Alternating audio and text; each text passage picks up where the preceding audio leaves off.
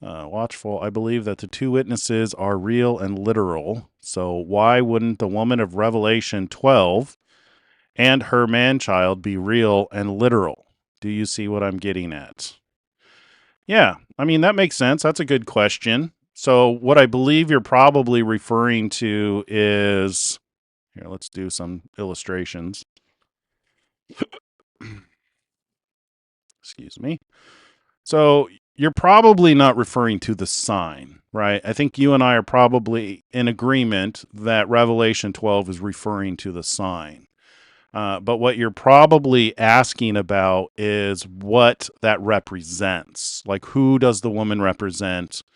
Who does the man-child represent? You know, is it referring to a literal woman who's going to give birth to a man-child who's going to rule the nations?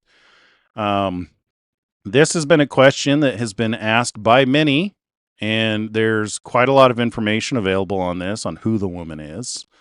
One of the better teachings narrows it down to 5 different possibilities. I can't, off the top of my head, it's like Eve, Mary, Israel, the church, stuff like that. I have a different take. So I do believe that it's referring to a literal woman. However, I think it's cyclical in nature. So because the fulfillment is in the ecliptic, which the ecliptic is the path that the sun travels through on a yearly basis. So 364 days a year, 365. I can't remember what the actual count is. I think it's 364. The sun has a path, or the really from our perspective. So the sun doesn't actually move, but from our perspective, as the sky changes, the sun moves through what has been divided into 12 sections of the sky. One of them, the alignment of the stars, has this imagery of a woman associated with it. I believe that this is basically telling the story, which we know from the very beginning. So it probably starts with Eve in Genesis 3, where God declares that the seed of the woman would bruise the head of the serpent. So that's the beginning of the story. And I believe that because the ecliptic is a circle, that this is also where you start the story. So as the sun goes through, starts in Virgo and then goes all the way around, and let's see.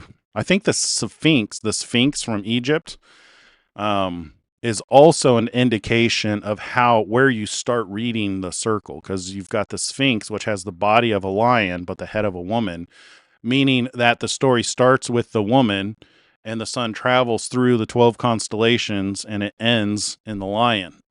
So you have the story of Eve and her offspring who are going to bruise the head of the woman. Now, a lot of people want to just give one answer and say, oh, the offspring is Yeshua, or the offspring is all the people who serve God, or the offspring is someone else.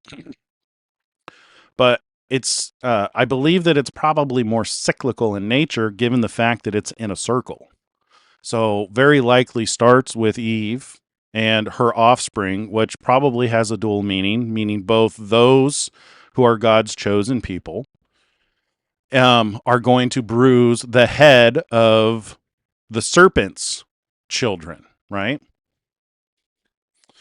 But there's also an additional message included in that the seed very likely refers to the final Messiah, the King of Kings, the Lord of Lords, who's going to be the Zerubbabel builder, priest, who starts building the temple where God dwells and also puts the capstone on that temple.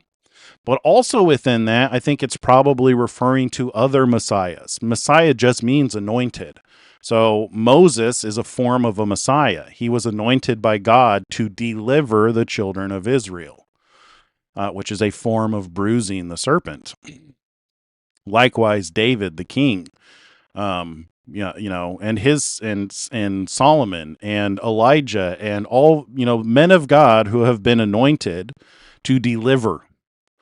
All of this is contained in that cycle. But I do believe that the cycle comes to an end. And this is what I think it refers to in Revelation when it says the song changed.